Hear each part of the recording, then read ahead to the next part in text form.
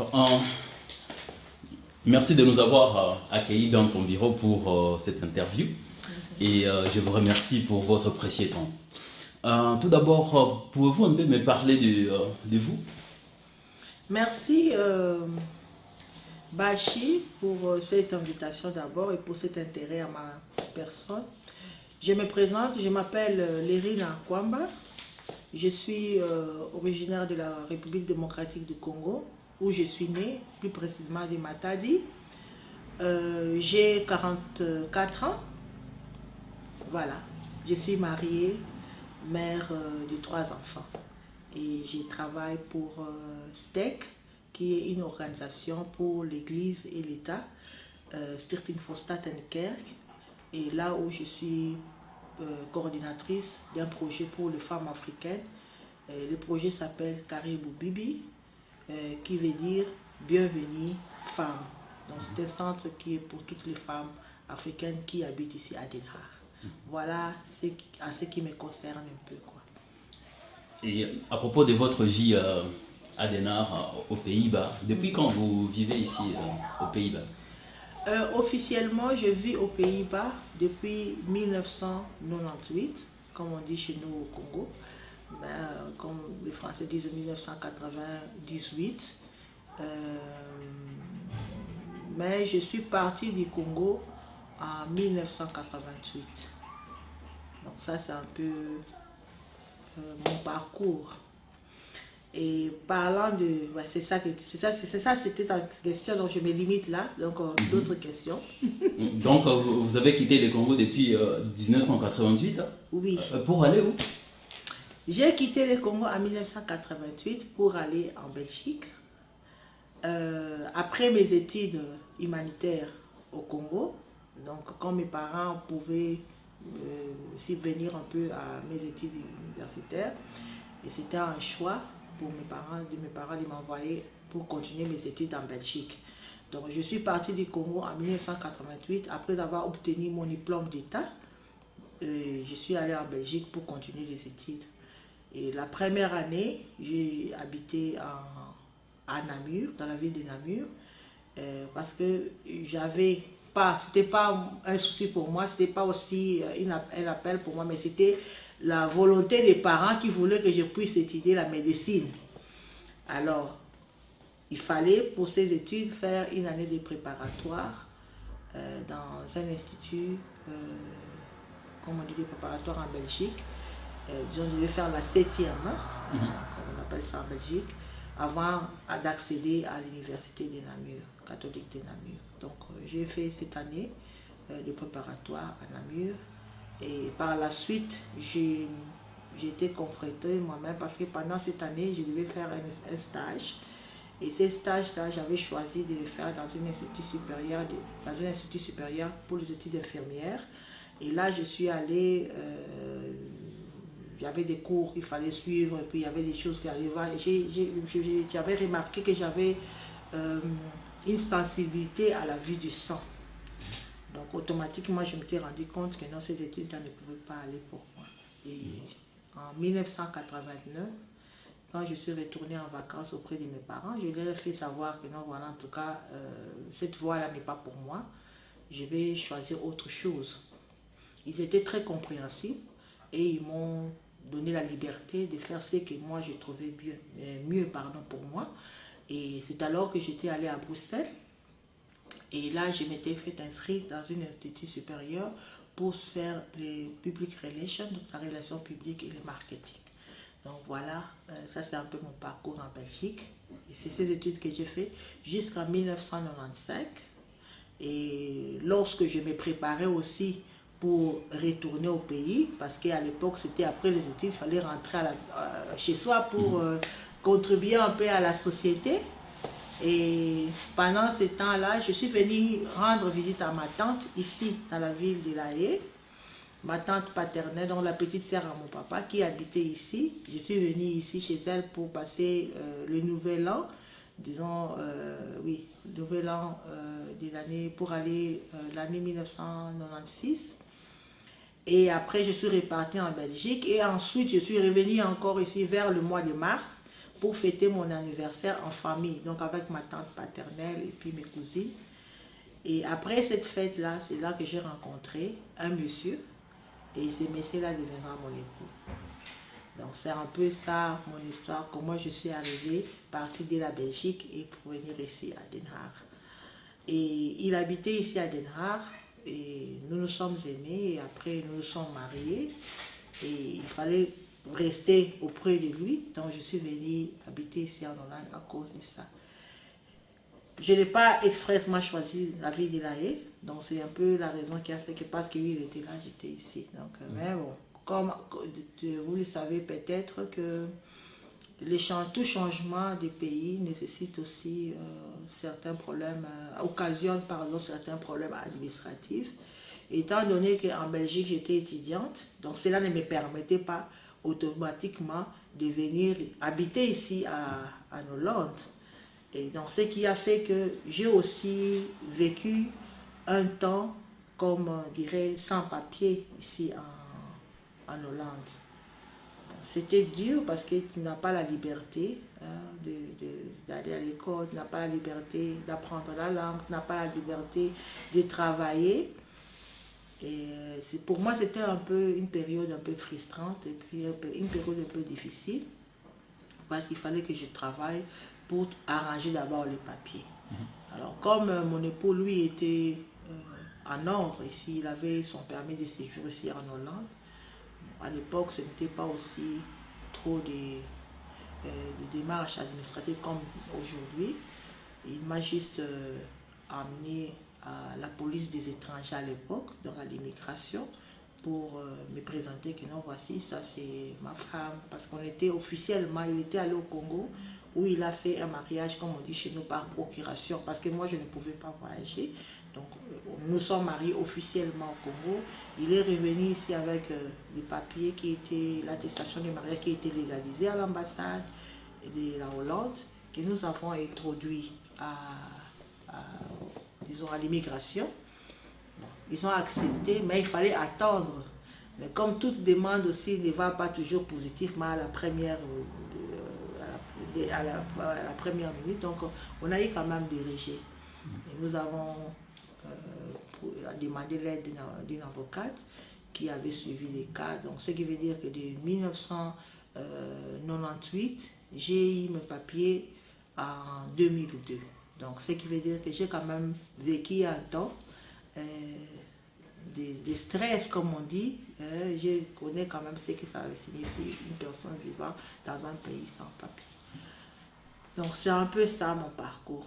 Donc, dès l'obtention de mes papiers en 2002, j'ai entamé maintenant la démarche, comme toute personne qui veut s'intégrer dans la société. Il fallait d'abord que je puisse apprendre la langue. Donc j'ai commencé à faire une formation de langue, d'apprentissage de la langue hollandaise, néerlandaise. Et après, comme j'étais devenue enceinte, je ne pouvais pas achever mon trajet, ma trajectoire. Alors j'ai fait une trêve et pour recommencer encore plus tard en 2006. Voilà, c'est un peu ça. Et votre mari, quel statut avait-il ici? Je m'excuse. Bon, mon mari était venu en Hollande en tant que réfugié, comme on dit. Il avait demandé l'asile. Il est arrivé en Hollande en 1991. Il avait demandé l'asile, il a fait l'ASC, l'OC, tout ce qu'il y avait comme structure à l'époque ici. Bon, comme je ne le connaissais pas à ce moment-là, donc je ne peux pas savoir exactement quelles sont les raisons qui l'ont poussé à venir demander l'asile. Mais c'est-il que quand je l'ai connu, il avait déjà reçu ses papiers pour des raisons humanitaires. Parce que bon, il y a des cas d'asile qui n'étaient pas acceptés, mais il avait reçu des papiers pour des raisons humanitaires. Donc, en réalité, vous avez obtenu les papiers ici en Hollande à cause de votre mariage. Tout à fait. Ce qui, d'une certaine façon, vous rend aussi réfugié, je peux dire. Tout à fait. Comme on dit, les amis de mes amis sont mes amis. Donc, je dis aussi une femme des réfugiés, aussi en quelque sorte une réfugiée. Parce que quelque part, elle aussi, lui aussi, pardon, il avait fui pour des raisons politiques. Mais bon, moi, ce ne sont pas ces raisons pour lesquelles. Moi, c'était plutôt, comme on dit, une réfugière d'amour ou quoi, je ne sais pas si ça existe, mais je l'ai suivi. Ouais. Et vous avez des enfants? Oui, je l'ai dit même au départ, quand je m'étais présentée. Nous avons 3 enfants. Ma première fille est née en 1998. Mon fils est né en 2001 et ma dernière est née en 2006. Donc nous avons 3 enfants, 2 garçons et une fille. Et puis-je vous demander simplement une question? Vous arrive-t-il de visiter d'autres villes en Hollande? Et puis, vous arrive-t-il de vous dire, je voudrais vivre ailleurs et pas à l'Aïe? Bon, en tout cas, je n'ai jamais été tentée de vivre ailleurs qu'à La Haye. C'est vrai qu'il m'arrive de visiter d'autres villes. Nous avons des amis un peu partout en Hollande et on a aussi de la famille qui vit dans d'autres villes que dans Hollande et même dans des petits villages en Hollande. Mais en tout cas, je vais vous dire une petite chose. Au départ, quand je venais rendre visite à ma tante, parce que la première ville que je suis venue en Hollande, c'était La Haye. Donc j'ai connu La Haye avant de prendre la décision de vivre à La Haye. Bon, quand je vivais à Bruxelles, j'ai trouvé la Hollande très froid. Je me disais, pas froid pour le climat, mais très calme, disons. Et je me disais, non, en tout cas, je ne me vois pas un jour vivre en Hollande. Mais comme on dit, on ne connaît pas les destins, on ne connaît pas le futur, donc c'est arrivé. Mais ici en Hollande, en tout cas, je ne me vois pas vivre dans une autre ville que La Haye. J'aime bien La Haye. C'est une ville multiculturelle, hein, et puis une ville où il y a toutes les facilités de contact, facilités pour les activités. Et puis La Haye aussi, c'est une ville où il y a la plage. Donc ce qui veut dire que des fois, on n'a pas envie d'aller en vacances ailleurs parce que nous avons tout ici à La Haye. Donc j'aime bien La Haye, je ne pense pas déménager un jour. Et quand vous parlez d'une ville, une ville multiculturelle, une ville de facilité, que voulez-vous dire par là? Bon, par définition, d'abord, La Haye, c'est une ville internationale. Donc, ce qui veut dire que toutes les ambassades se retrouvent ici, se représentent ici à La Haye, une ville administrative, il faut le dire. Alors, en disant qu'une ville multiculturelle, il suffit de marcher seulement dans la rue et de visiter certains quartiers où vous verrez réellement que, par exemple, dans un tel quartier, il y a beaucoup de Turcs, il y a beaucoup de Marocains, par exemple, il y a beaucoup d'Antillais et des Africains. Donc, ce qui veut dire qu'à La Haye, si tu peux comparer avec un petit village de la Hollande où peut-être quand tu marches en tant que noir, tout le monde se retourne, se dit directement, ah non, celle-ci, elle n'habite pas ici, ou bien cette personne, elle est nouvelle ici. Mais à La Haye, ce n'est pas choquant de voir les gens de couleur dans les trams ou dans les bus ou dans la rue ou dans un quartier. Et vivre dans une telle ville multiculturelle, ça vous donne un sentiment de sécurité? Bon, sentiment de sécurité, on peut dire oui, parce que quelque part, cela te donne un peu, comment dirais-je, les sentiments que tu n'es pas, de ne pas être perdu, hein? De se retrouver un peu, de se reconnaître un peu dans cette multitude, dans cette société qui est un peu multicolore en fait. Bien que les cultures peuvent être différentes, mais le fait de trouver les gens de même couleur, même si vous ne parlez pas la même langue, ça te donne quand même, en tant qu'Africaine ou bien en tant que personne de couleur, tu te dis, ah oui, il y a quand même des gens qui sont comme moi ici. Ouais. Et ici à Denain, comme vous l'avez dit, que c'est une ville multiculturelle, internationale, je peux dire. Y a-t-il des endroits que vous visitiez souvent ici? Des endroits mémorables ici à La Haye? Bon, des endroits mémorables, je pourrais donner l'exemple par exemple de la cour internationale de La Haye, hein, pas les nouveaux bâtiments, mais le vieux bâtiment qui est pour moi un endroit de référence en tant qu'Africaine, que j'ai visité plusieurs fois moi-même en famille, mais que j'ai aussi l'occasion, ensemble avec l'organisation où je travaille, STEC, on avait organisé une sortie pour le personnel et ils avaient choisi aussi à visiter ces bâtiments qui est aussi un bâtiment historique hein, pour le monde, disons. Alors, pour moi, c'était aussi quelque chose d'intéressant parce que quand en y allant visiter, vous apprenez aussi beaucoup des informations concernant nos pays, par exemple, les pays qui ont signé la charte, les pays qui ont signé ceci ou cela, et de visiter certains locales à l'intérieur où se passe tel jugement, où s'était passé tel jugement, d'autres salles où c'était passé, et savoir aussi d'apprendre aussi, par exemple, que tel meuble ou bien mobilier ont été faits don du Japon, ou bien telle chose est venue de tel pays d'Afrique, voici le montant que tel pays a contribué. C'était pour moi quelque chose de très intéressant d'apprendre. Et chaque fois quand j'ai des visiteurs venant de l'Afrique qui viennent visiter le Pays-Bas, qui viennent chez nous à la maison, nous les amenons aussi pour visiter ces bâtiments. Ça, c'est un des endroits où je peux dire que j'aime bien voir et d'aime faire visiter aux autres. Et à part ça, bon, il y a aussi la plage, par exemple, la plage de Scheveningen, qui est aussi un endroit touristique hein, que nous aimons aussi fréquenter et que nous aimons aussi faire visiter à d'autres personnes qui viennent aussi visiter la Hollande. Ouais. Et depuis votre arrivée à Den Haag, qu'avez-vous fait comme activité? Bon, quand je suis venue à Den Haag, comme je dis ça au départ, comme je n'avais pas de papiers, je ne pouvais pas travailler, je ne pouvais pas étudier. Donc, ça qui veut dire que je m'étais concentrée. J'étais plus comme une mère au foyer, une femme au foyer. Je m'étais consacrée pour l'éducation et élever mes enfants. Jusqu'en 2007, c'est là où je me suis engagée dans la vie active.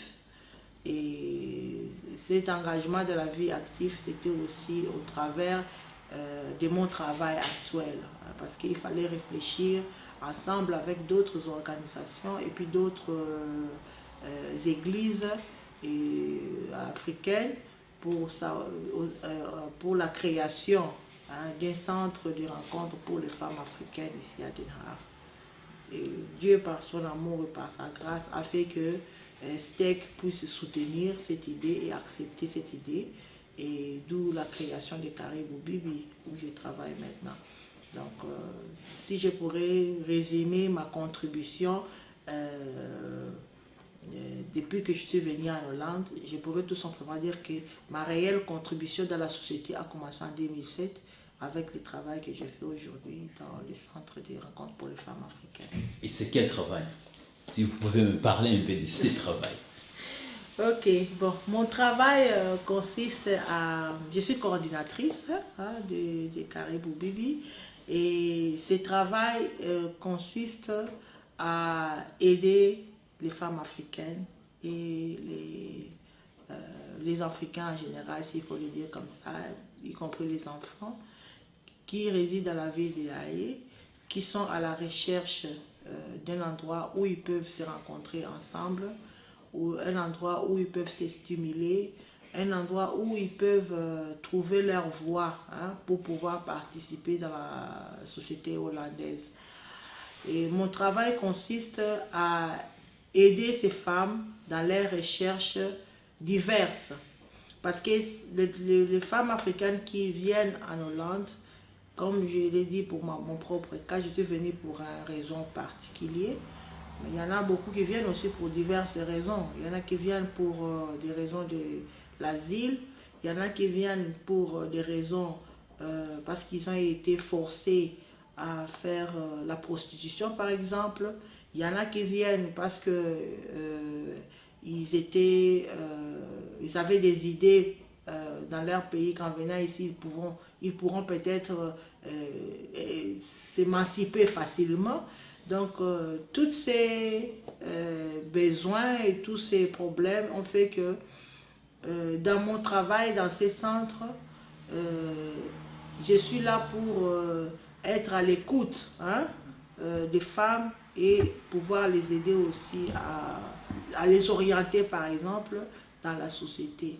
Et pour ce travail, je travaille en collaboration avec des instances déjà existantes, parce que vous savez, le problème majeur des Africains ici, ou bien des Africaines ici en Hollande, c'est d'abord les barrières linguistiques. Et quand les personnes ne peuvent pas s'exprimer, ils peuvent avoir des talents, ils peuvent avoir des niveaux d'études élevés, mais quand la langue leur fait défaut, ça crée une sorte d'handicap.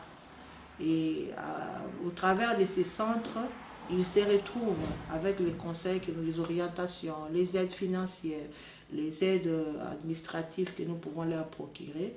Et les femmes africaines, petit à petit, commencent à trouver leur voie et leur place et puis participer vraiment concrètement dans la société hollandaise. Et pour ce travail aussi, nous organisons ensemble avec beaucoup de volontaires qui travaillent ici, nous organisons des activités. Par exemple, l'apprentissage de rouler à vélo, par exemple, les cours de langue, les cours d'ordinateur, comment savoir manipuler ou bien travailler avec l'ordinateur. Et toutes ces activités ou bien tout ce cursus a pour but de les aider vraiment concrètement à s'intégrer dans la société hollandaise. Et par contre aussi, nous voyons que nos enfants, c'est l'avenir de demain. Et beaucoup de parents qui ont choisi, bien qui n'ont pas choisi, mais qui ont été forcés à l'exil, en arrivant en Hollande, ils sont confrontés à un choc de culture. Parce que la culture de leur pays n'est pas comparable à la culture d'ici.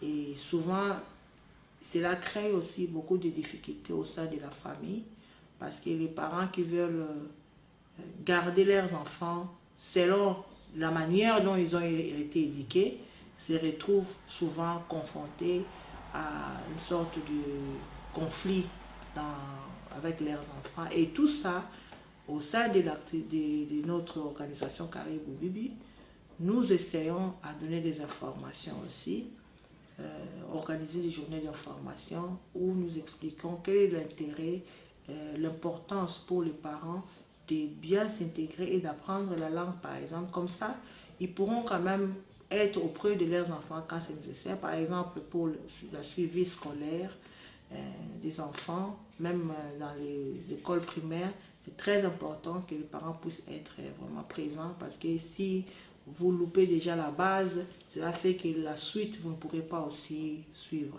Donc c'est un peu en gros ce que nous faisons et ce que je fais. Et en réalité, d'où vous est venue l'idée des Caribou Bibi? Si vous pouvez me parler un peu de l'origine des Caribou Bibi. L'origine de Caribou Bibi en soi, j'aime toujours être sincère. Caribou n'est pas une idée inventée par moi ou bien créée par moi. Vers les années 2005, il y avait, disons, STEC, toujours quand je parle de STEC, STEC avait beaucoup de contacts avec les églises migrantes. Et de ces contacts, il y a eu même un projet, un bureau qui a été créé, qui était au nom de Migrants et Loquettes. Et le but était que de ces loquettes-là, de ces bureaux, que toutes les églises des immigrés ici à Denain puissent être répertoriées.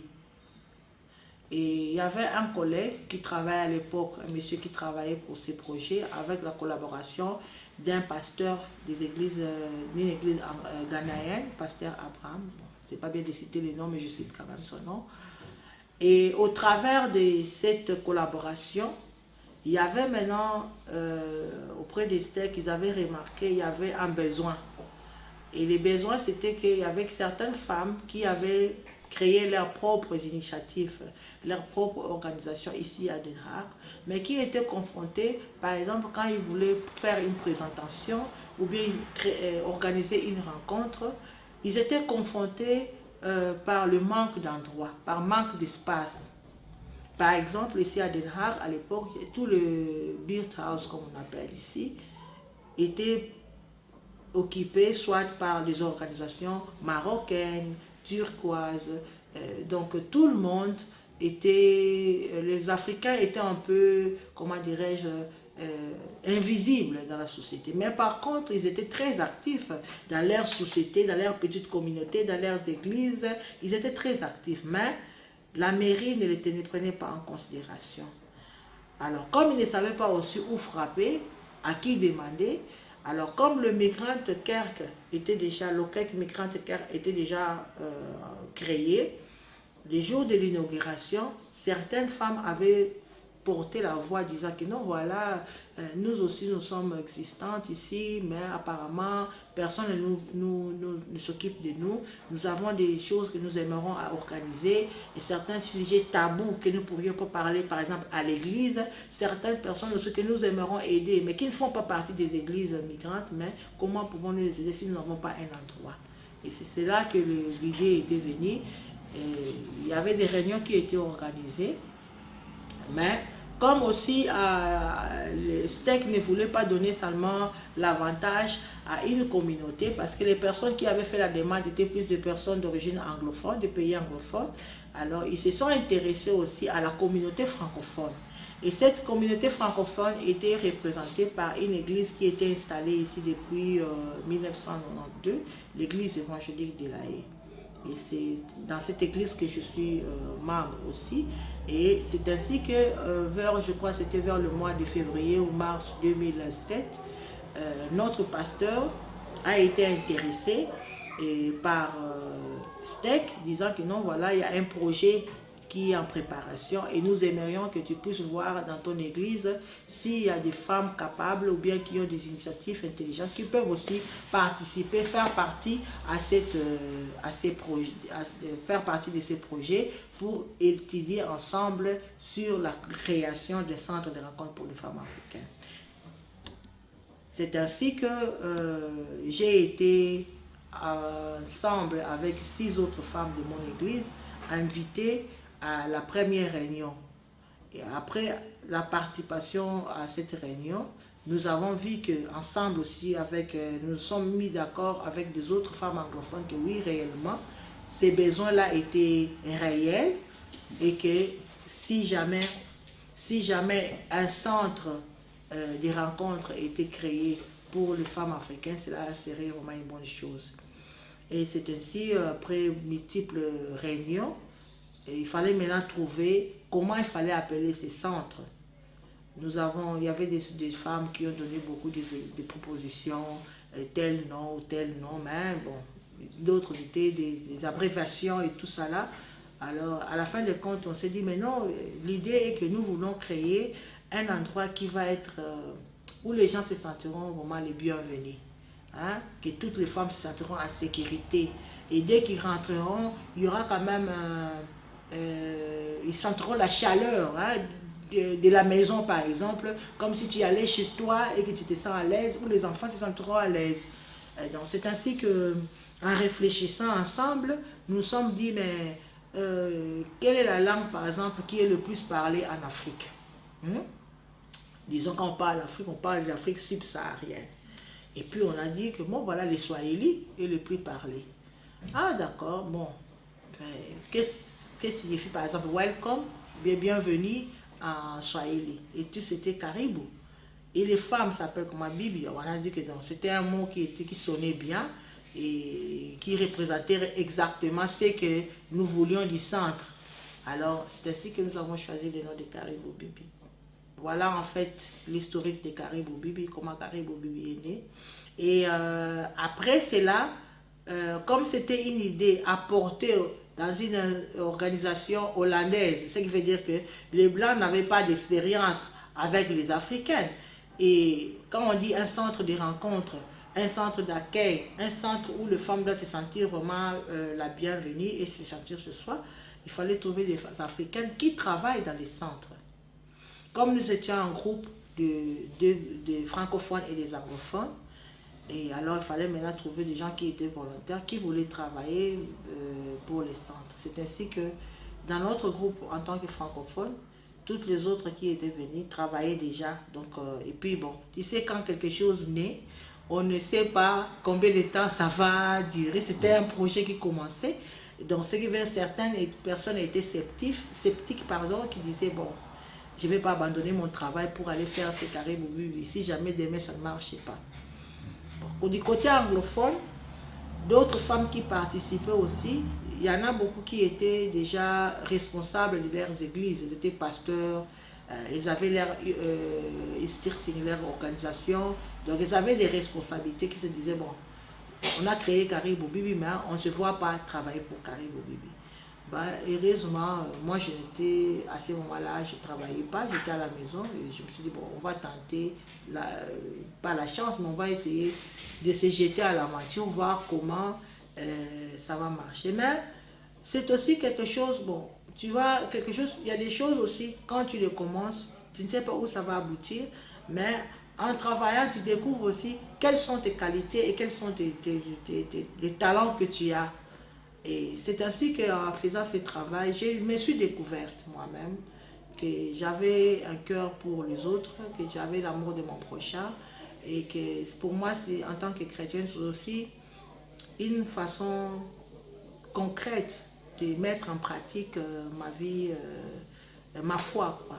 Donc, quand j'aide mon prochain à résoudre un problème, quand j'aide mon prochain à l'orienter vers une instance quelconque, pour moi, c'est une joie, ça me satisfait, c'est ça.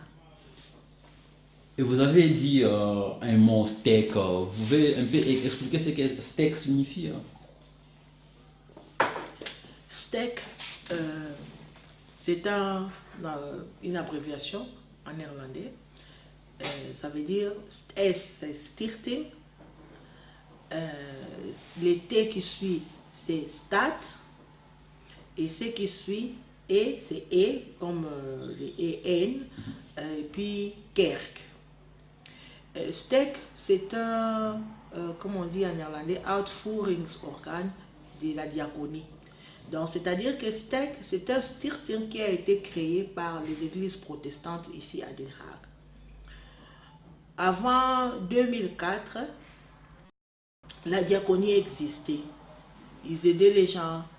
Mais en 2004, ils ont décidé de faire de leur travail, que ce ne soit pas seulement travail de l'église, mais ils ont voulu aussi associer un peu, faire quelque chose pour l'État, la ville de Den Haag, et aussi pour les églises. Donc c'est ainsi que le STEC est devenu comme une sorte de maatschappelijke organisatie, s'il faut le dire comme ça, hein, mais pas seulement pour les églises, mais aussi pour la ville de Den Haag. Donc, ce qui veut dire que STEC, en tant qu'organisation, il a la diaconie de Den Haag qui lui donne, par exemple, la ligne à suivre, qui lui donne, par exemple, qui lui donne, par exemple, les devoirs qu'il doit accomplir, par exemple. Et donc, ce qui veut dire, comme étant, la diaconie étant le principal, l'un des principaux donataires, disons, hein, du bailleur de fonds, hein, des STEC, pardon. Donc, ce qui veut dire que nous recevons, STEC reçoit, par exemple, non, le diaconie va dire que nous voulons que vous fassiez, vous archivez ça. Et STEC, maintenant, à travers de multiples projets qu'il a et de multiples endroits tels qu'ici à Caribou Bibi qu'il a, alors, on essaye maintenant de suivre et d'accomplir, d'amener ces devoirs-là à l'accomplissement pour l'intérêt de la société et puis pour l'intérêt des personnes qui sont en marge de la société. Parce que la définition de STEC aussi, c'est aider les personnes qui sont en marge de la société à pouvoir s'entraider, hein, entre eux, et à se soutenir et puis aussi à devenir plus forte dans la société. Et ça, c'est fait au moyen du partage, hein, c'est-à-dire que si STEC peut aider quelqu'un qui a une difficulté financière, il le fait parce que aussi c'est une institution qui a sa base aussi dans les églises. Caribou Bibi, c'est une organisation qui aide les femmes, comme vous l'avez dit. Mais qui sont ces femmes en réalité? Bon, Caribou Bibi, quand je dis elle aide les femmes, ce sont les femmes africaines, toutes femmes africaines vivant ici à Den Haag. Donc dans Caribou Bibi, nous avions fait comme objectif au départ, on s'est dit que nous voulons que toutes les femmes africaines résidant ici à Den Haag puissent être représentées dans Caribou Bibi. Alors, qui sont ces femmes? Ce sont les femmes ghanéennes qui habitent ici à Den Haag, ce sont les femmes nigériennes qui habitent à Den Haag, les femmes congolaises, les femmes burundaises, rwandaises, tanzaniennes, zambiennes, les femmes angolaises, les femmes zimbabwéennes, les femmes kenyanes, les femmes de Burkina Faso, les femmes de Cameroun, les femmes de Côte d'Ivoire, les femmes de Togo, les femmes de Bénin, les femmes de Sierra Leone, les femmes de Libéria. Donc toutes les femmes africaines, les résidents, ils sont résidentes à Den Haag, sont les femmes qui font Caribou Bibi. Et quelle est leur particularité? Par exemple, ont-ils le permis de séjour aussi aux Pays-Bas ou ils n'en ont pas? Les femmes de Caribou Bibi, il y en a qui ont le permis de séjour, il y en a qui sont, comme on dit, sans papier. Et c'est ça. Donc, toutes les femmes sont les bienvenues. Nous ne faisons pas de discrimination qu'une personne qui n'a pas de papiers. C'est le contraire. Nous aidons plus les personnes qui n'ont pas de papiers et qui sont en train de se chercher, qui cherchent leur voie. Parce que, bon, tu sais, il y a des gens qui sont dans ces pays, des fois parce qu'ils sont sans papiers, mais ils ne savent pas qu'ils ont aussi des droits. Hein? Des droits, par exemple, à la santé, des droits au travail, des droits à l'habitation, et que s'ils ont leurs enfants aussi ont certains droits. Pas les droits d'avoir des papiers, mais des droits pour vivre quand même décemment dans cette société. Et ces femmes aussi à Caribou Bibi se retrouvent parce que nous devons leur donner des informations et leur indiquer des endroits où ils peuvent avoir l'aide adéquate dont ils ont besoin. Donc à Caribou Bibi, toutes les femmes sont les bienvenues. Comme le nom le dit si bien, Welcome Women, Welcome Frauen, bienvenue les femmes, bienvenue les amis. Donc Caribou Bibi est ouvert pour tout le monde. En tant que le visage de Caribou Bibi, quel est vraiment votre apport sur la contribution d'aider ces femmes en tant que le visage de Caribou Bibi? Bon, en tant que visage de Caribou Bibi, mon apport essentiel est d'abord, s'il faut le dire, comment je dois bien le formuler pour ne pas dire quelque chose. Mon apport essentiel est d'abord ma personne, telle que je suis, à l'intérieur et à l'extérieur. Qu'est-ce que je vais dire par là? Comme on dit chez nous, en Afrique, si vous êtes une personne gentille et accueillante, les gens viendront chez vous. Mais si vous êtes une personne méchante et arrogante, personne ne viendra chez vous. Donc, ce qui veut dire que ce que je réserve d'abord en premier lieu pour toutes les femmes qui viennent sans discrimination de quel pays ils viennent, pour quel problème, c'est d'abord mon accueil, ma gentillesse et de prendre ces gens-là comme étant mes sœurs. Parce que je sais moi-même que quand on vit dans un pays étranger, comment ça peut être difficile, loin de ses parents, loin de ses proches, loin de tout, on vit dans l'incertitude. Alors si vous pouviez avoir un endroit où on peut vous accueillir en tant qu'individu, en tant que personne. Donc d'abord mon apport c'est mon humanité aussi. Donc recevoir les gens comme des êtres humains, comme mes sœurs africaines qui se cherchent dans la société. Et là où je peux offrir mon aide ou offrir mon soutien. Et le soutien ne peut pas toujours être, comment dirais-je, financier ou matériel, mais le soutien aussi moral, le soutien aussi spirituel. Parce qu'aujourd'hui, nous nous sommes rencontrés au travers de Caribou Bibi. Ils sont venus pour demander quelque chose, mais après, les relations vont même au-delà de Caribou Bibi. On devient une famille, en fait. C'est ça. Et en considérant les faits que vous avez dit avant que, en étant au Congo, vos parents voulaient que vous étudiez la médecine, non? Bon. au fait, en étudiant la médecine, en étant docteur, on aide aussi les gens. Et les travaux que vous faites aujourd'hui, c'est aussi pour aider les gens. Est-ce une façon de compenser votre projet d'avant, le fait d'aider les gens? Bon, j'avais dit auparavant que des fois quand on fait quelque chose, on ne sait pas pourquoi. Hein? Donc si une porte s'ouvre à vous, des fois vous ne vous êtes pas préparé à ça. Hein? Mais à la fin, chemin faisant, on se rend compte que non, voilà, ça c'était ma vocation. Ça c'était quelque chose qui était en moi. En fait, ta question a éveillé quelque chose en moi. Je n'ai jamais pensé à ça. Je n'ai jamais fait aussi une coalition avec le désir de mes parents pour moi de faire des études de médecine. Je n'ai jamais fait des parallèles là-dessus. Mais bon, peut-être qui sait que c'était en moi. Aider les gens, c'est quelque chose vraiment qui est fort en moi. J'aime rendre service gratuitement sans attendre quelque chose en retour ou en contrepartie. Et quand j'aide quelqu'un, je le fais de tout mon cœur et je le fais de toute ma force et c'est comme ça. C'est un peu ma nature, quoi. C'est un peu ma nature. Et quand je vois même les trajets que j'ai fait pour mes études de relations publiques, qui n'a rien à voir avec le travail que je fais, parce que là c'est plus pour vendre le produit, pour vendre, c'est vendre soi-même, mais ça n'a rien à voir avec, ça n'a rien à voir avec ce que je fais aujourd'hui. Je pourrais tout simplement dire que c'est quelque chose qui est en moi, que j'ai mis maintenant aujourd'hui en pratique. Et j'imagine que ces femmes viennent vers toi avec pas mal d'histoires. Ça peut être des histoires horribles. Et combien ces histoires vous affectent-elles? Oh, là c'est vraiment une très bonne question. C'est vrai qu'au départ, c'était très difficile pour moi. J'ai vécu très mal toutes les histoires que les gens me partageaient.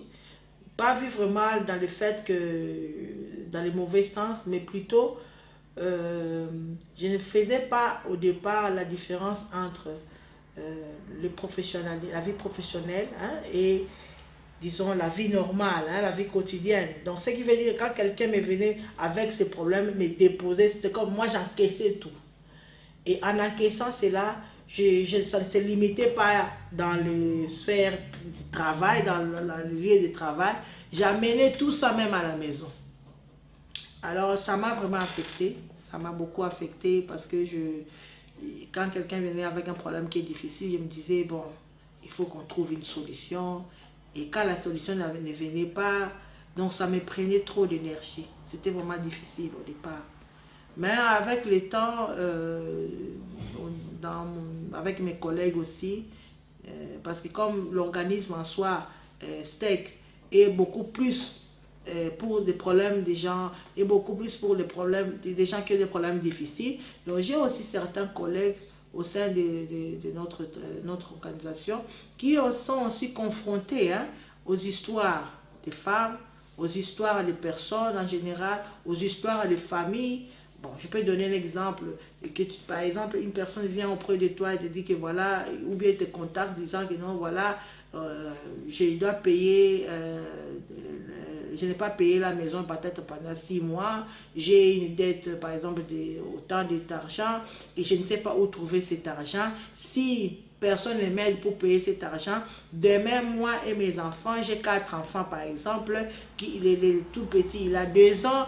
Alors, si jamais personne ne m'aide à payer cet argent, je me retrouve dans la rue.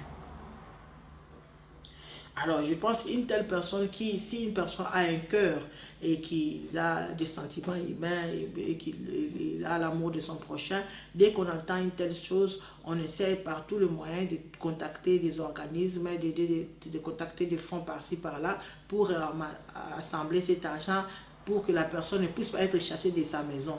Bon, alors, si entre-temps, par exemple, il y a des choses qui viennent et qui font que la personne ne puisse pas avoir cette aide, alors, vous pouvez imaginer comment est-ce que c'est pénible pour soi-même pour pouvoir vivre avec. Par exemple, aussi, tu peux être confronté avec des personnes qui n'ont pas de papiers.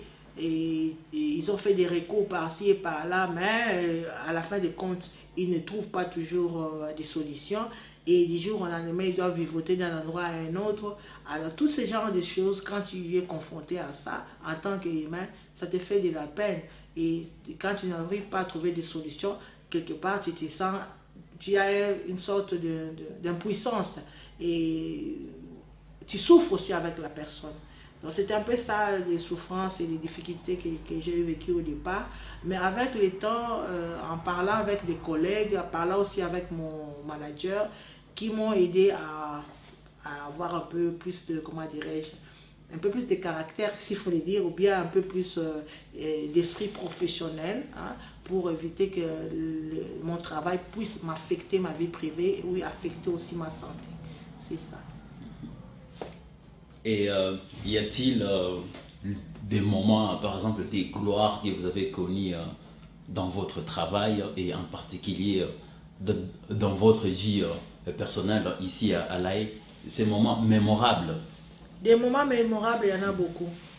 Des moments mémorables, je pourrais dire par exemple, quelque chose peut paraître petit pour les autres, mais pour moi, tout ce que je fais, que ce soit petit ou grand, pour moi, c'est très important. Je peux donner un exemple. Nous avons travaillé ensemble avec des volontaires des années qui ont passé pour un projet comment aider les enfants à faire leurs devoirs et améliorer leurs notes scolaires. Et nous avions des enfants qui avaient vraiment des notes très bas. Et des parents, comme je dis, la langue a toujours été un défaut. Les parents ne parlant pas un mot de néerlandais et ne sachant pas aussi comment aider leurs enfants à faire les devoirs. Et nous avons pris ces enfants-là en charge. Même les écoles ont été surpris de voir comment ces enfants, par exemple, qui étaient voués à faire, par exemple, les pratiques, hein, de faire des écoles de très bas, mais qui ont amélioré leur cote de site tous et qui ont fait maintenant une autre orientation meilleure. Il y a même un garçon qui fait les cours un peu d'informatique maintenant. Donc on voit comment ces petites victoires peuvent faire une grande joie dans mon cœur et puis dans les cœurs de toutes les personnes qui ont contribué à ces projets. Et puis aussi quand je vois une personne par exemple qui était venue en Caribou Bibi avec qui était sans papier par exemple, hein, pas sans papier parce qu'il n'avait pas de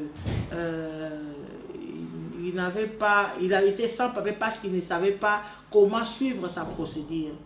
Et avec le peu d'informations que nous avons pu donner à la personne, et la personne après quelques temps a ses papiers en Hollande, ça fait aussi plaisir.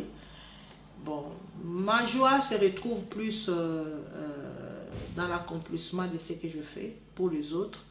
Et puis ma joie se retrouve aussi dans ma famille, pour mes enfants que j'ai, ils sont en bonne santé, et puis pour mon ménage qui est stable. Donc c'est ça qui fait un peu plus ma joie. Et puis pour moi en tant qu'Africaine, d'être dans la position où je suis aujourd'hui, d'être la personne de référence pour d'autres femmes africaines, d'être la personne aussi qui peut aussi aider les autres femmes à immerger dans cette société, c'est aussi une grande joie. Et d'aider les Africaines à être plus visibles dans la société. Parce que nous faisons beaucoup, les femmes africaines, chacun à son coin. Nous avons beaucoup de talents, beaucoup d'idées, d'idées innovatrices et beaucoup de belles initiatives. Peut-être qu'ils ne sont pas encore visibles, mais nous continuons à travailler, on ne baisse pas les bras pour que vraiment les Africaines qui sont venus ici en Hollande, quelle que soit la façon, immigrés, asile ou quoi que ce soit, mais qu'ils se sentent réellement chez eux ici en Hollande parce qu'ils ont choisi ce pays comme une terre d'adoption.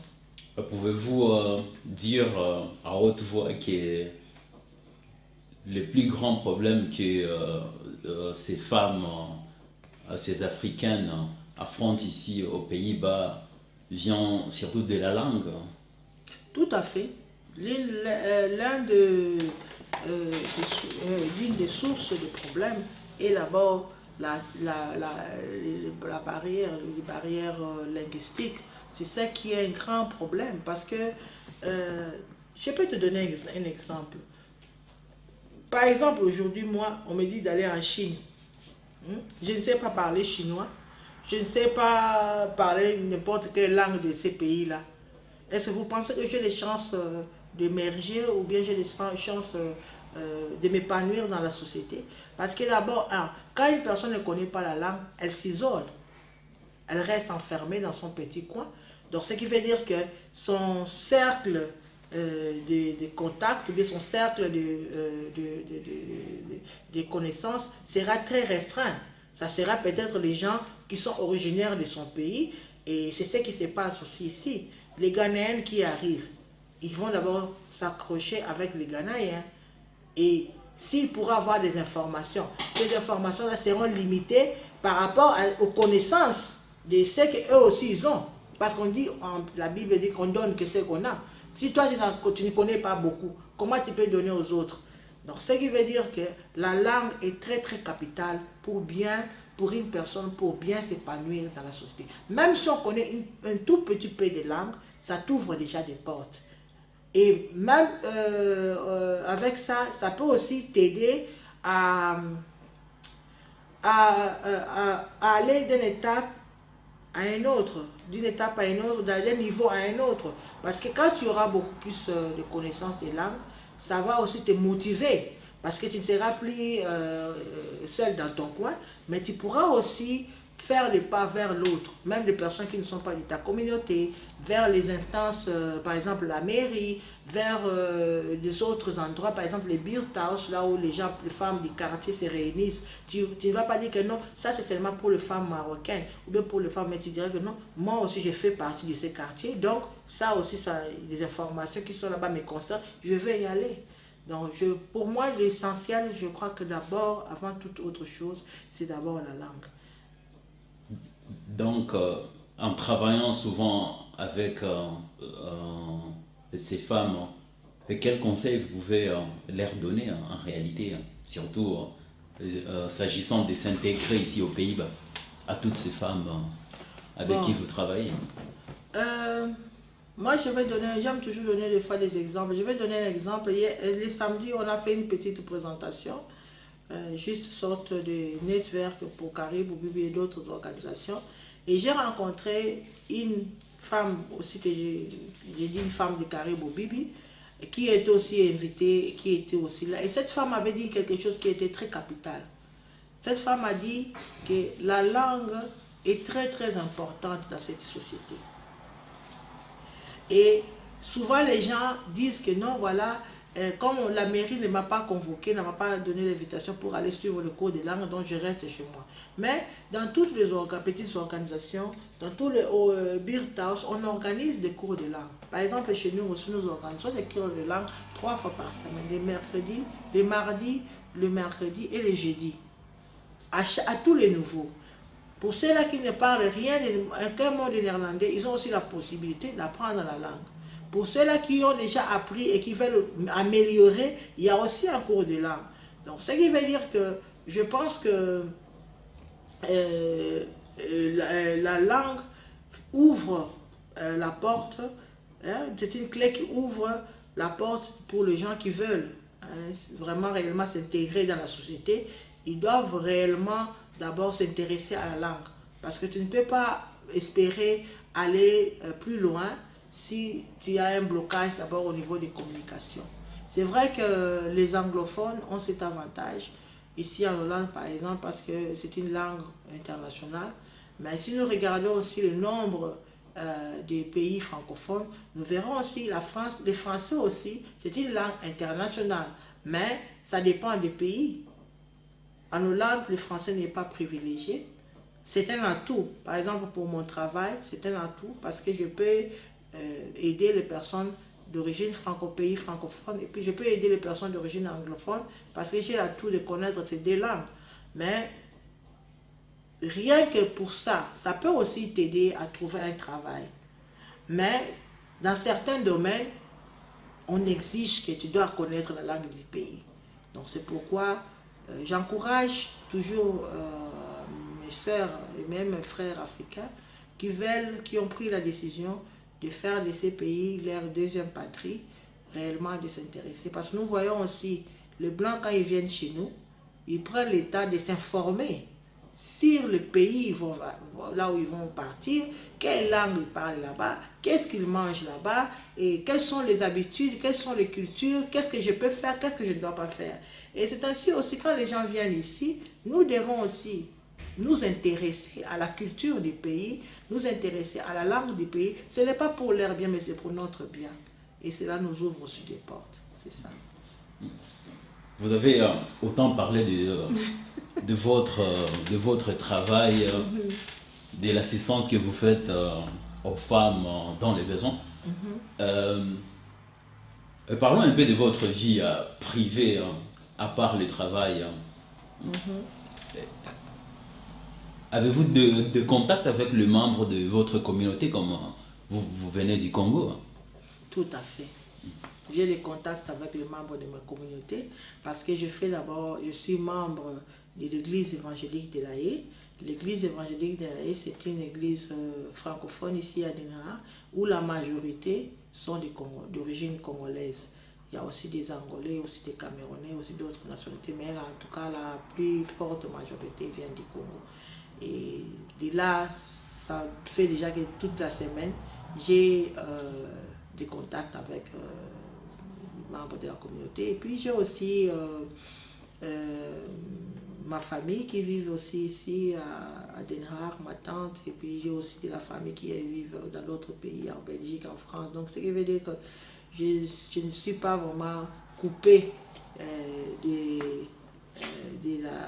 Congo, parce que cela aussi est très très important, parce que c'est vrai que ma culture et mon pays d'origine, je dis toujours de moi-même que en tout cas je suis authentique. J'habite en Hollande, mais je suis congolaise. Je garde mes habitudes du Congo, que je trouve qui sont passables dans cette société. Je garde ma culture parce que c'est mon identité. Donc je ne peux pas dire que non parce que j'habite en Hollande, je dois jeter tout ce qui est du Congo, je dois jeter tout ce qui sont mes relations. Non, non, non, non. Je reste authentique. C'est très important et ça crée aussi un bon équilibre pour moi, pour m'épanouir. Et quelles sont ces habitudes, ces identités congolaises que vous gardez toujours? Bon, mes habitudes congolaises, par exemple la cuisine. J'aime bien préparer la nourriture congolaise et j'aime bien manger la nourriture de chez nous. Donc ce qui veut dire que même à mes enfants qui sont nés ici, ils n'ont aucun mal à manger la nourriture de chez nous. La musique, l'habillement, tout ce qui concerne la culture de notre pays, les théâtres, tout ça là. J'aime ça parce que ça fait du bien. Et puis les informations aussi du pays. Comme aujourd'hui avec le développement de l'Internet et tout ça là. Donc on essaie de garder contact en regardant des informations, comment ça se passe au pays et tout ça. Donc c'est ça. Et vous pouvez me donner un exemple concernant un exemple de la nourriture congolaise ou bien d'un habillement congolais que vous gardez toujours au fond de votre cœur? Ah, c'est dommage que si j'allais porter les pagnes congolais aujourd'hui, mais bon, malheureusement le temps fait défaut, il pleuvait aujourd'hui, je ne peux pas venir en pagne. J'aime toujours mes habits africains, mes robes africaines. Quand je viens du travail, dès que j'arrive à la maison, quand j'enlève d'abord les pantalons et les pulls, j'ai même ma robe africaine. Donc c'est ça. Donc l'habillement, déjà, c'est tous les jours. À la maison, je m'habille en congolaise. Ou bien je mets, à la place de mettre un jogging brook ou bien quelque chose à la maison, je préfère mettre ma robe, je me sens à l'aise, une robe africaine. Et puis la nourriture, bon, le Congo est tellement, comment dirais-je, est vaste et très riche. C'est l'un des pays, peut-être que, bon, je ne sais pas si les gens me verront que j'ai mal dit, mais je dis que c'est l'un des pays qui a une belle et une riche cuisine. Parce que, bien que maintenant je parle de ma vie privée, mais pour mon travail, j'organise une fois par mois un atelier à l'apprentissage à la cuisine africaine. Et j'ai pu quand même goûter ensemble avec les femmes d'autres pays, leur cuisine, comment ils préparent et tout. Mais en tout cas, quand je parcours la cuisine du Congo, non, les Congolais, nous avons une très belle cuisine.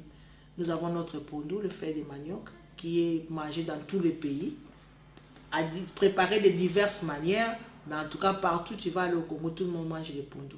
Et ce qui veut dire que ici aussi moi je mange le pondou, je prépare mon pondou, que je mange avec du riz, avec la chikwa, avec la semoule, le foufou qu'on prépare ici, ou bien avec des bananes plantains. Donc le Congo est très riche.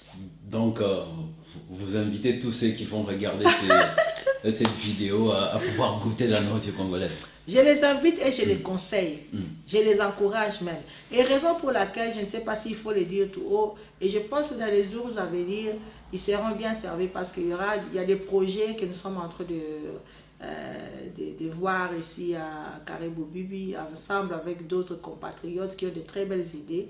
Peut-être que dans les jours à venir, ils auront un très bon restaurant ici à La Haye, où ils pourront venir manger de la bonne cuisine africaine et surtout la bonne cuisine congolaise.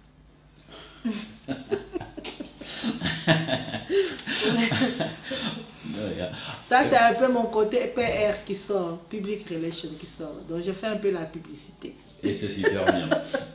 Et en parlant un peu de l'église, vous jouez un rôle particulier à l'église? Tout à fait. À l'église, je suis devenue membre, dès que je suis arrivée en Hollande, disons en 1998, j'étais devenue membre de cette église parce que ma tante y faisait partie, bien qu'aujourd'hui elle ne fait plus partie parce qu'elle voyage beaucoup pour l'Afrique. Quand je suis venue à l'église, bon, au départ, comme quand j'étais en Afrique, toute ma famille était des protestants, mais moi j'ai passé toute ma vie à l'internat. Et c'était chez des sœurs catholiques. Et là, j'ai reçu une éducation catholique. Et à la fin de compte, à 16 ans, je me suis dit, bon, je n'aurai jamais le temps de suivre les catéchèses protestants pour me faire baptiser. J'avais fait mon choix. J'avais reçu la première communion, les baptêmes et tout ça là. Et quand je suis venue ici en Hollande, comme il n'y avait pas, à cause de la langue aussi, on ne peut pas aller dans n'importe quelle église catholique. Il n'y avait pas d'église, je ne connaissais pas d'église francophone catholique ici. Et mes tantes et mes amis que je connaissais m'ont orienté vers l'église où j'ai fait partie aujourd'hui. Et au départ, j'ai occupé le poste de l'écodie, parce que j'aimais bien l'école de dimanche, j'aimais bien m'occuper des enfants et apprendre aux enfants. Et pour l'instant, après, j'ai fait aussi l'intercession, donc le groupe de prière de l'église. Et là, pour l'instant, je suis, comment dirais-je, celui qui s'occupe des finances de l'église. Et puis, je gère les finances de l'église. Je m'occupe aussi de la gestion de notre temple, parce que Dieu nous a fait grâce depuis 3 ans maintenant. Nous sommes propriétaires du bâtiment que nous occupons. Alors, pour ça, ça demande aussi une bonne gestion du bâtiment. Donc, pour l'instant, j'ai été choisi pour une durée de 2 ans de m'occuper de cette tâche. Donc à l'église, je suis responsable des finances et puis responsable de la gestion du temple. Entre-temps, je m'occupe toujours des enfants du dimanche et je suis aussi responsable de l'école du dimanche. Entre-temps, je forme des jeunes filles qui prendront la relève parce que je ne peux pas tout combiner toute seule. Et je suis aussi membre du conseil de l'église, parce que quand on s'occupe des finances, on doit aussi rendre compte au conseil de l'église. Donc je fais partie du conseil de l'église. Voilà. Et vous dites que vous avez acheté des bâtiments que vous occupez maintenant? Oui. Et comment cela s'est passé acheter un bâtiment? Donc vous êtes une église vraiment riche, on dirait? Non, pas du tout. Nous ne sommes pas une église riche. Et c'est même ce qui a été une des difficultés que nous avons rencontrées, parce qu'on se disait comment une église d'immigrés composée des anciens asiles Zoukers, composée des anciens réfugiés, demandeurs d'asile, et composée de personnes qui reçoivent les outcaring dans la majorité, comment vous pouvez vous permettre d'acheter une église? Il n'y avait pas de possibilité d'avoir de hypothèque. parce que pour avoir l'hypothèque, vous devez avoir votre compte, votre comptabilité à jour. Il y avait trop de conditions que nous ne pouvons pas. Mais c'était un coup de chance tout simplement. Et puis disons que c'est la grâce de Dieu qui a permis que nous puissions acquérir ces bâtiments. Parce que nous étions locataires dans ces bâtiments déjà depuis 10 ans. Alors comme depuis un certain temps, il y a beaucoup des églises qui ferment, des églises hollandaises qui ferment parce que les membres des églises deviennent vieillissants. Donc la nouvelle génération ne prend pas de relève.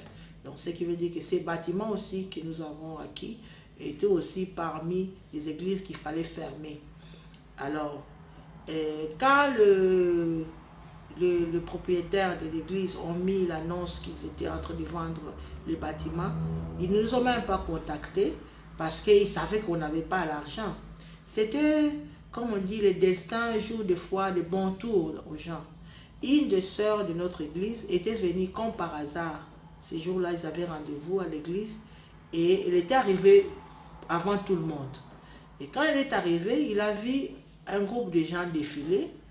Et ces gens-là lui ont posé la question, il leur a posé la question, vous cherchez quelqu'un? Et ces gens-là lui ont dit que non, nous sommes venus visiter ces bâtiments parce qu'il est à vendre. Oh, pour lui c'était une surprise. Il a appelé les pasteurs, il a appelé les responsables de l'époque, il a dit que non, voilà, vous savez quoi, on est en train de vendre l'église. Alors, et là, même sans contacter, il avait pris son courage, il est allé voir le propriétaire de l'église, il a dit, oh, mais comment vous vendez l'église? Nous aussi, nous voulons l'acheter. Et c'est ainsi que nous sommes entrés dans le groupe de gens de potentiels acheteurs.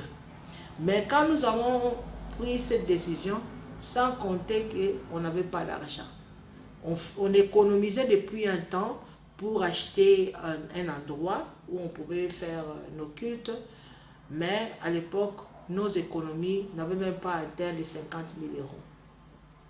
Et les temples en question se vendaient à 1 million d'euros. Et en plus, c'était une vente aux enchères, dont les enchères pouvaient monter. Alors, ensuite, il y avait aussi une église bien connue ici à Den Haag, du Nigeria, qui s'était aussi proposée pour acheter les bâtiments. Mais malheureusement, pour eux, ils avaient l'argent, semblait-il, mais ils ont eu des problèmes aussi avec la banque, donc ils ne pouvaient pas avoir l'hypothèque. Et ensuite, les propriétaires de l'église ont décidé que non, notre souci n'est pas que cet endroit puisse devenir un restaurant ou bien un beer house ou bien quelque chose d'autre. Nous voulons que ces bâtiments puissent réellement rester pour une église, servir pour un bâtiment, une maison de Dieu. Alors, parmi les potentiels gens qui avaient postulé, il y avait des autres qui avaient des idées de les transformer en mosquée, d'autres voulaient les transformer en un temple pour les hindous ou bien quoi que ce soit. Alors, ils ont dit non, on préfère que ce soit vous autres. Et alors, quand ils nous ont demandé combien d'argent on avait, on a dit ce qu'on avait.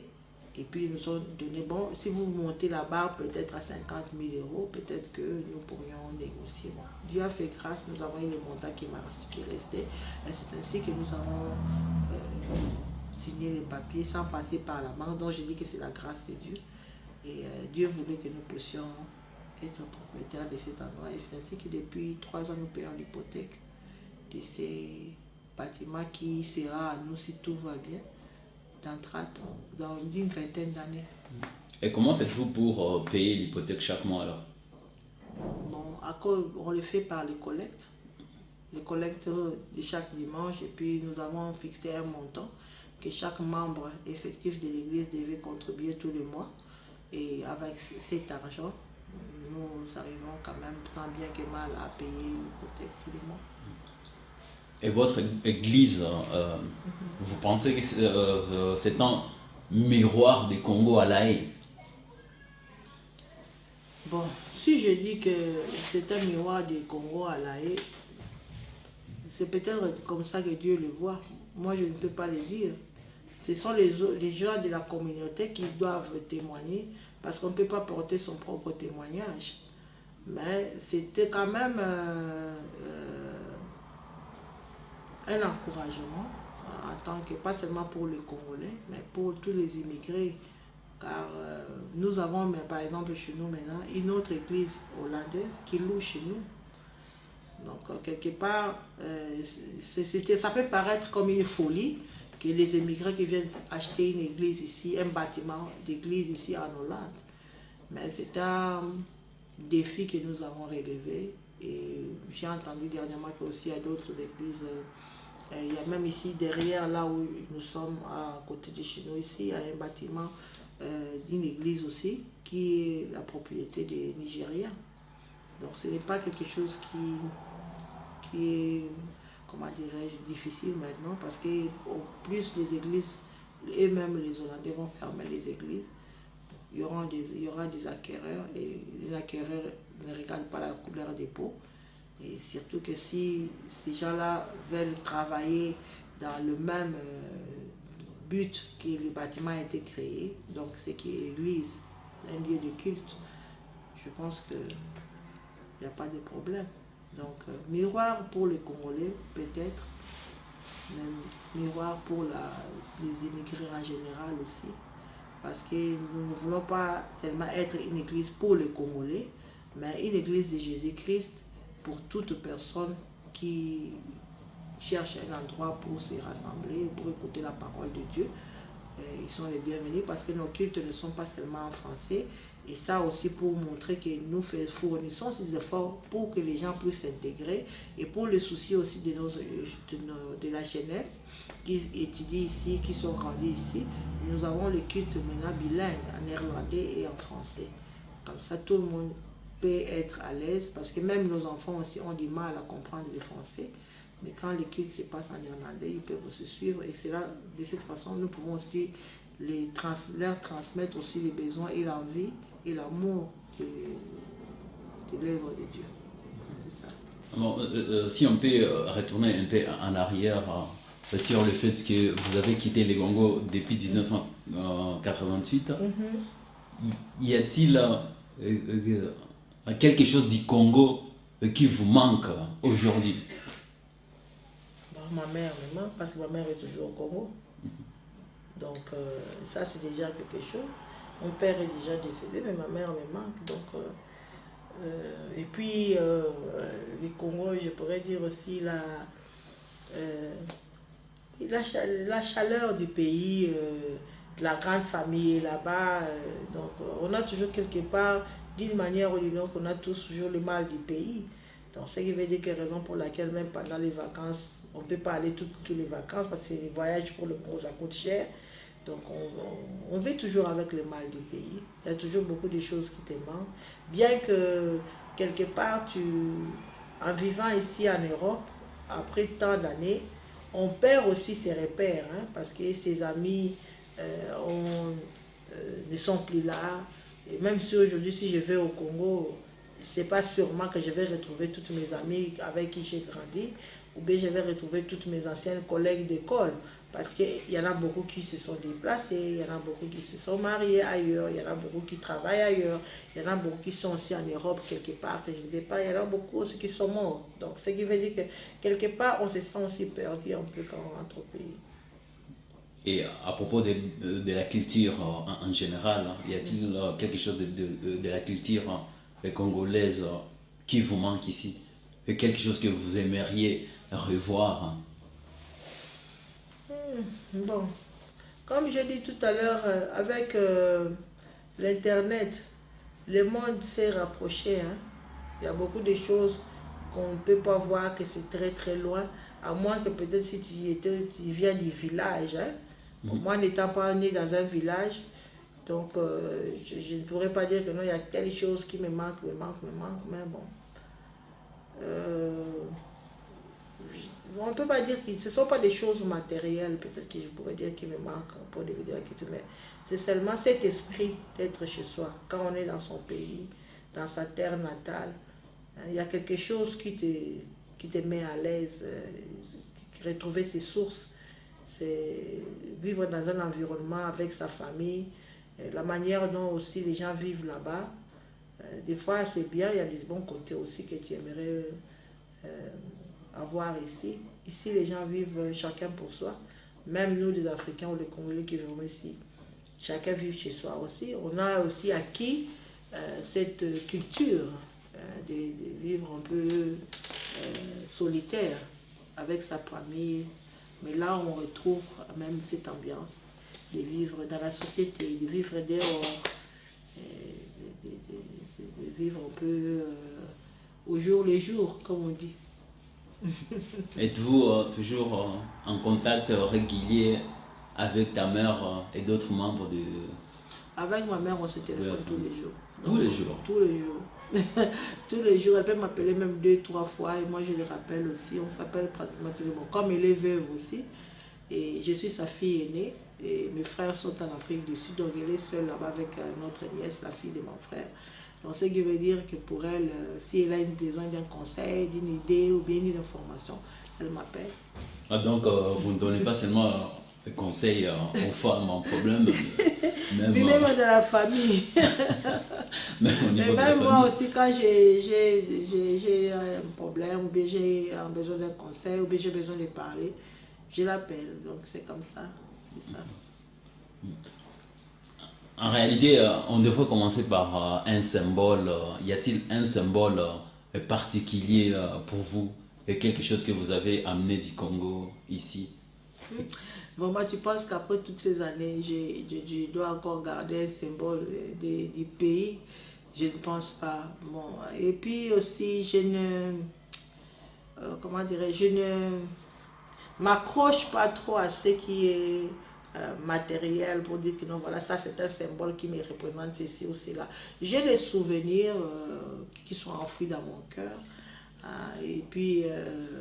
Pour vous donner un exemple de ces souvenirs, hein, au fond de ton cœur?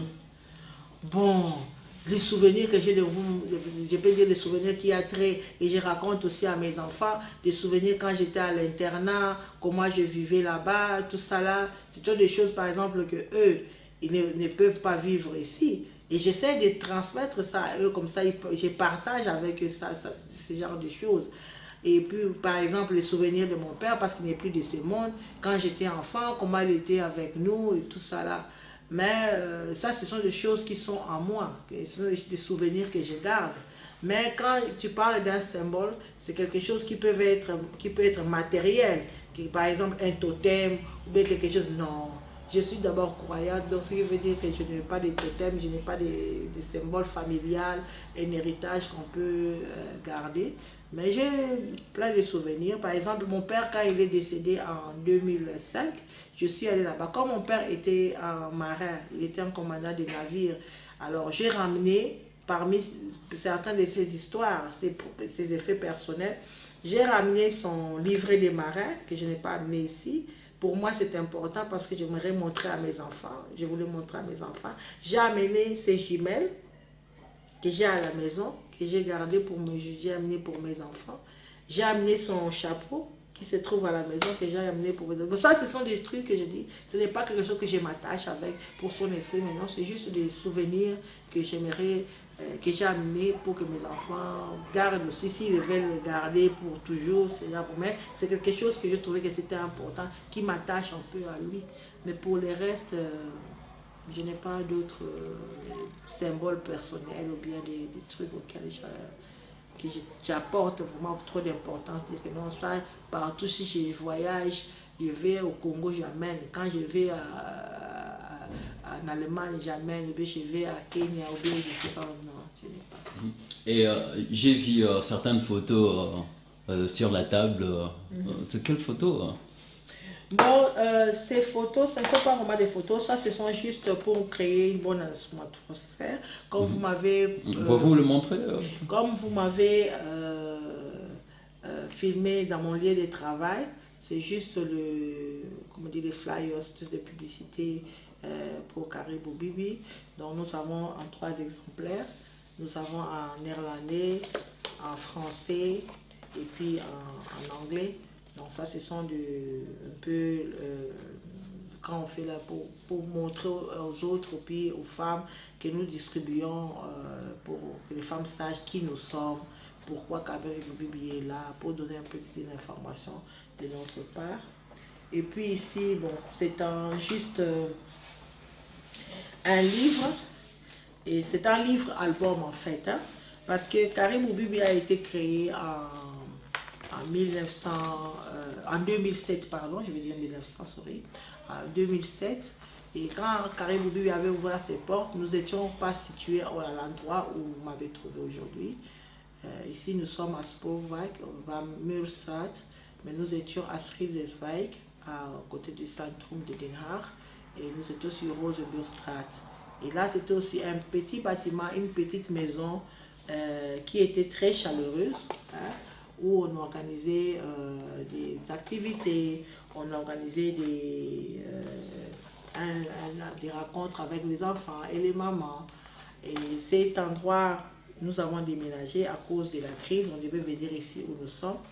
Donc, ce qui veut dire que c'est aussi une sorte des souvenirs que j'ai gardés de ces bâtiments où nous avons commencé. C'est un peu comme on dirait l'âme de Caribou Bibi et de l'ancienne Caribou Bibi est ici avec ses images. Voilà, donc c'est un peu ça. Et puis ça, c'est un peu abîmé, mais c'est un caribou welcome qui m'a été offert par une collègue hollandaise qui était partie en vacances au Kenya.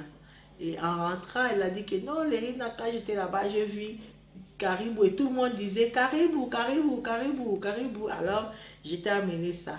Malheureusement, on a perdu les 3 lettres, je crois, 8 lettres, dernière lettre, mais bon, je les garde toujours comme souvenir parce que cela me donne aussi quand même un lien et puis ça montre aussi quelle importance même mes collègues hollandais apportent à ces projets Caribou Bibi. Et voilà, c'est ça.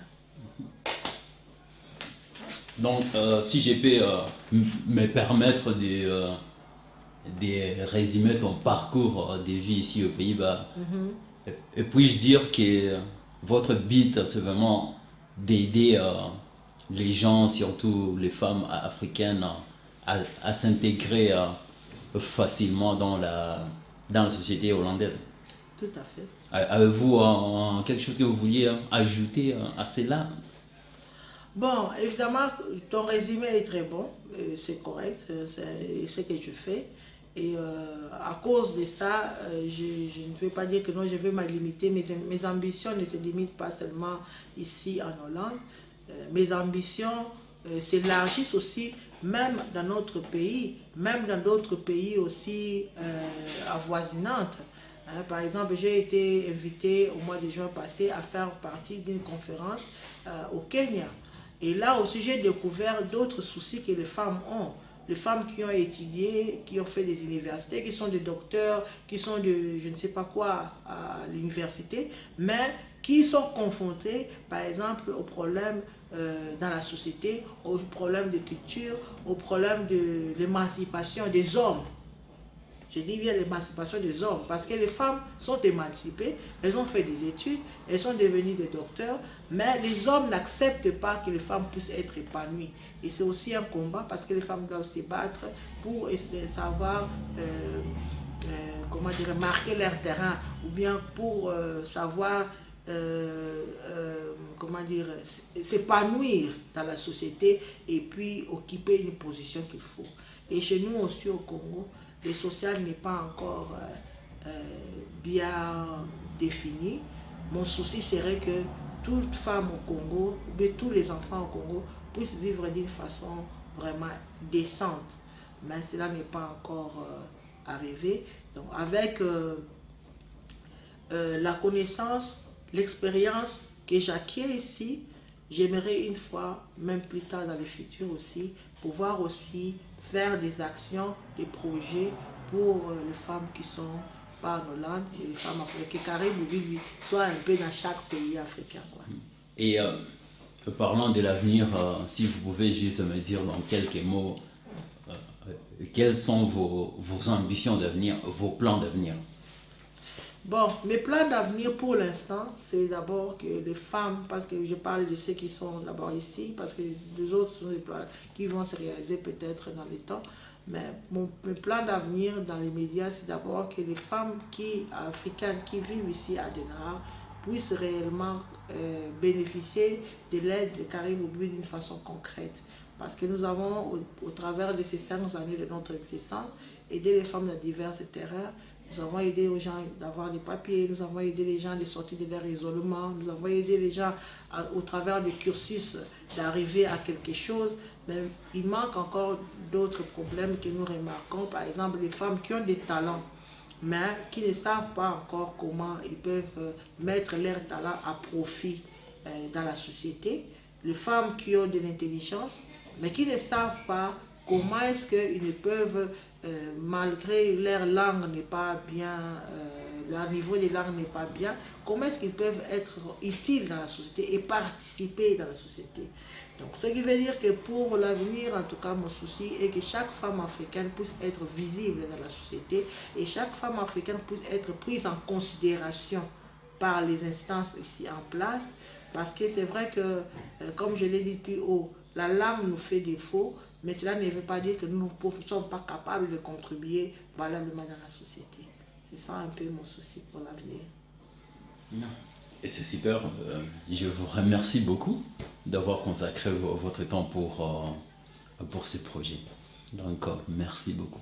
Merci à vous aussi d'avoir eu de l'intérêt pour moi et pour le travail et pour ma participation dans la société hollandaise. Merci. Merci.